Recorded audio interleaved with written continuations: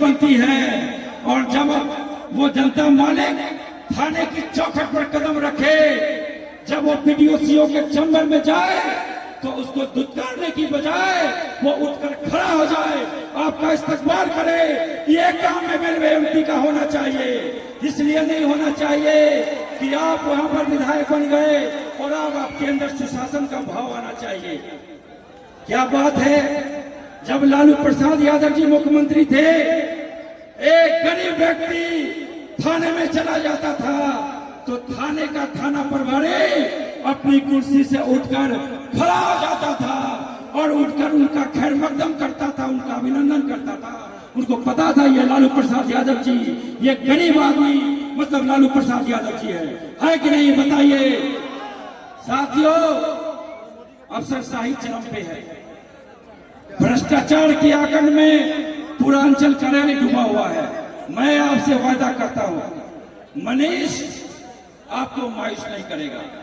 एक मौका मनीष को दीजिए। मनीष आपके घर का बेटा है, मनीष नरपतगंज का बेटा है और संघर्ष करके मैं यहाँ तक पहुँचा हूँ। अनायास ही मैं यहाँ तक नहीं पहुँचा हूँ। मैं राजनीति में 26-27 वर्षों से एक छात्र संगठन से राजनीति की शुरुआत कर मैं यहाँ तक पहुँचा हूँ। और संघर्ष करते हुए जब मेरे ईश्वर पिताजी भारतेंदु बाबू खोखा बाबू का निधन हो गया, उनका इंतकाल हो गया, उसके बाद मैं वापस जब अपने करेली गांव लौटा तो मैंने संघर्ष का रास्ता चुना। मैं अपने पंचायत का चुनाव लड़ा और मैं पहला ऐसा उम्मीदवार था जो चुनाव प्रचार के दरमियान कहता था कि न दारू पैसा बांटूंगा न बांटने दूंगा। और फिर भी बेशुमार मोहब्बत के साथ 2000 वोट से आपने मेरी धर्मपत्नी श्रीमती मनीषा यादव को अपने मुखिया बनाया। और आज भी मैं अपने उसी बात पे कायम हूँ। आज भी मैं अपने पंचायत में माइकिंग कराता हूँ कि कोई चवन्नी की भी रिश्वतखोरी घुसखोरी दलाली की बात करता है, चाहे वो थाने में बैठा हुआ थानेदार हो, चाहे वहां पर ब्लॉक में बैठा हुआ पीडीओ सीओ हो, चाहे हमारा पंचायत का पदाधिकारी हो, आप अपने मुखिया को बताइए, वो उसको बख्शेगा नहीं। साथियों देखिए, बच्चे की तबीयत खराब, जब पानी पिलाइए। मनीष आपसे एक मौका चाहता है। आपने जो भी उम्मीदवार हमारे सामने हैं,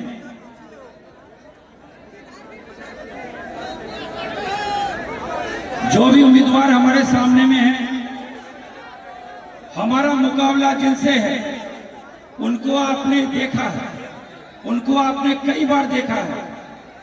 मनीष साहब से यह कह रहा है कि सबको देखा बार बार, सबको देखा बार बार, एक बार आपका भाई, आपका बेटा, आपका दोस्त मनीष कुमार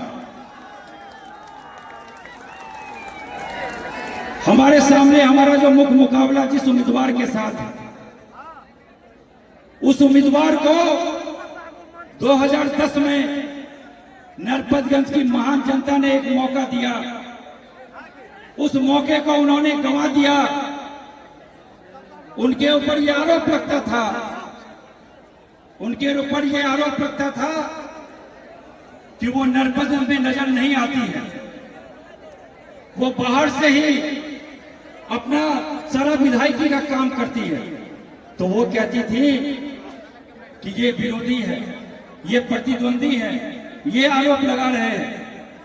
लेकिन जब उनकी पार्टी के कार्यकर्ताओं ने ही उनके ही पार्टी के आला कमान तक एक खबर पहुंचाई कि ये चुनाव दोबारा लड़ेंगी तो बुरी तरह इनकी हार तय है, तो उनकी पार्टी ने 2015 में उनका सिटिंग टिकट काटा।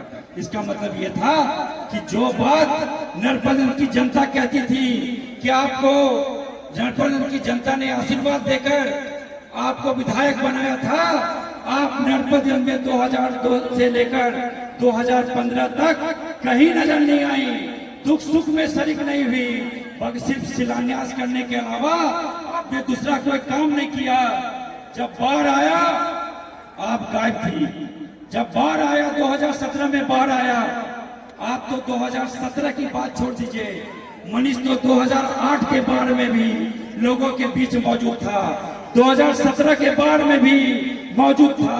और 2017 के बाढ़ के बाद जब 17 नंबर रोड जो अररिया और सुपौल दो जिले को जोड़ने वाली सड़क है, जो फारबिसगंज के रामपुर से होते हुए नरपतगंज के दर्जनों पंचायत को होते हुए सुपौल के छातापुर तक जाती है, सुपौल के छातापुर तक जाती है, उसको जब वो सड़क टूट गया, रास्ता अवरुद्ध हो गया, जिससे हजारों लोगों का आवागमन होता था, तो मनीष बगैर किसी पद पे रहे